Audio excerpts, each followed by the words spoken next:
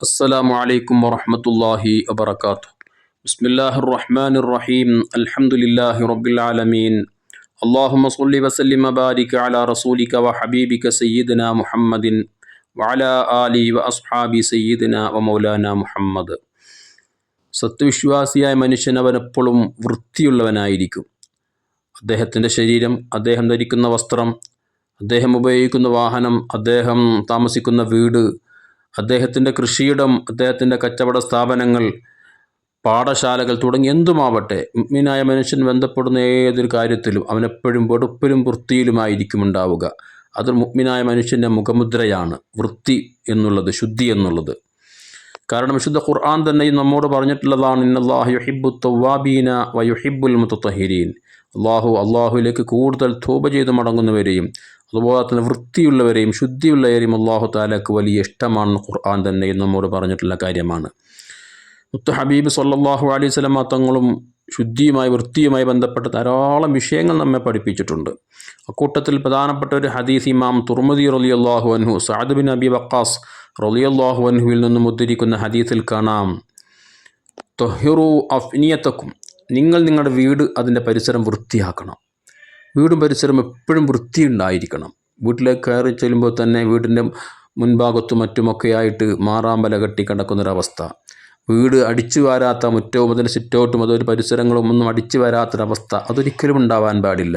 അതൊരു മുഅ്മിനായ മനുഷ്യന് പറഞ്ഞതല്ല. അദ്ദേഹം വളരെയധികം ശ്രദ്ധയോടുകൂടെയായിരിക്കണം വീടും പരിസരങ്ങളൊക്കെ കൊണ്ട് നടക്കേണ്ടത്. മുത്തനബി തങ്ങളുടെ നിർദ്ദേശമാണ്, നിങ്ങൾ നിങ്ങളുടെ വീട് അതിൻ്റെ പരിസരം നിങ്ങൾ വൃത്തിയാക്കണം, ശുദ്ധിയാക്കണം. ഫഇന്നൽ യഹൂദ ലാ തുത്ഹിറു അഫ്നിയതഹ, യഹൂദികൾ ജൂതന്മാർ അവരെന്താക്കൂല, അവരുടെ വീടും പരിസരമൊന്നും വൃത്തി സൂക്ഷിക്കാത്ത ആളുകളാണ്. നിങ്ങൾ അവരെ പോലെ ആവാൻ പാടില്ല. നിങ്ങൾ മുഅ്മിനുകളാണ്, സത്യവിശ്വാസികളാണ്. വിശ്വാസികളാകുമ്പോൾ അവർ അതിൻ്റെ ഭംഗിയിലും അതിൻ്റെ രൂപത്തിലൊക്കെ കൊണ്ട് നടക്കണം. അതുകൊണ്ട് തന്നെ ഈ ഹദീസ് നമ്മോട് വ്യക്തമായും പഠിപ്പിക്കുന്നത് വീടും പരിസരവും വൃത്തിയിൽ തന്നെ കൊണ്ട് നടക്കണം. അതുപോലെ തന്നെ ഞാൻ നേരത്തെ സൂചിപ്പിച്ചതുപോലെ തന്നെ മുഅ്മിനായ മനുഷ്യൻ ബന്ധപ്പെടുന്ന ഏതൊക്കെ വിഷയങ്ങളുണ്ടോ, ഏതൊക്കെ സ്ഥാപനങ്ങളുണ്ടോ, ഏതെല്ലാം കാര്യങ്ങളുണ്ടോ, അതിലൊക്കെ ഒരു വെടുപ്പും വൃത്തി എന്നുള്ളത് എപ്പോഴും കാത്തു സൂക്ഷിക്കേണ്ടുന്ന ഒന്നാണ്. ഒരു വ്യക്തിയുടെ വീട് കണ്ടാൽ അതൊരു മുസ്ലിമിൻ്റെ വീടാണെന്ന് തിരിച്ചറിയാനുള്ള ഏറ്റവും വലിയ ഐഡൻറ്റിറ്റി എന്നുള്ളത് തന്നെ അങ്ങോട്ടൊക്കെ പോകുമ്പോൾ തന്നെ മനസ്സിന് സന്തോഷം ഉണ്ടാകും. എപ്പോഴും വെടുപ്പിലും വൃത്തിയിലാണ് ഉണ്ടാവുക. അവിടെ മറാമ്പല കെട്ടിയിട്ടില്ല, മുറ്റം അടിച്ചു വരാതിരുന്നിട്ടില്ല, അതേ മുറ്റത്തേക്ക് മറ്റ് വസ്തുക്കളൊന്നും കൊണ്ടൊന്നും ഒരു അഭംഗിയായ ഒന്നുമില്ലാത്ത നിലക്ക് നല്ല ഭംഗിയിലും വൃത്തിയിലും കൊണ്ട് സൂക്ഷിക്കുമ്പോൾ തന്നെ അത് മുഅ്മിനായ മനുഷ്യൻ്റെ വീടാണെന്ന് തിരിച്ചറിയാൻ പെട്ടെന്ന് സാധിക്കും. അതോടൊപ്പം നമ്മുടെ കൂടെയുള്ള മലായിക്കത്തുകൾക്കും ഒരിക്കലും വൃത്തിയില്ലാത്തൊരവസ്ഥ അവരൊരിക്കലും ഇഷ്ടപ്പെടുന്നില്ലല്ലോ. അവരൊക്കെ പരിഗണിച്ചുകൊണ്ട്, അതുപോലെ തന്നെ നമ്മുടെ വീട്ടിലേക്ക് കടന്നു വരുന്ന നമ്മുടെ കുടുംബാംഗങ്ങൾ, നമ്മുടെ വിരുന്നുകാർ, അവരൊക്കെ പരിഗണിച്ചുകൊണ്ട് എപ്പോഴും വീടിൻ്റെ പരിസരവും പ്രത്യേകിച്ച് വീടിൻ്റെ മുറ്റമൊക്കെ വൃത്തിയിൽ സൂക്ഷിക്കുക എന്നുള്ളത് ഏറ്റവും പ്രധാനപ്പെട്ട ഒന്നാണ്.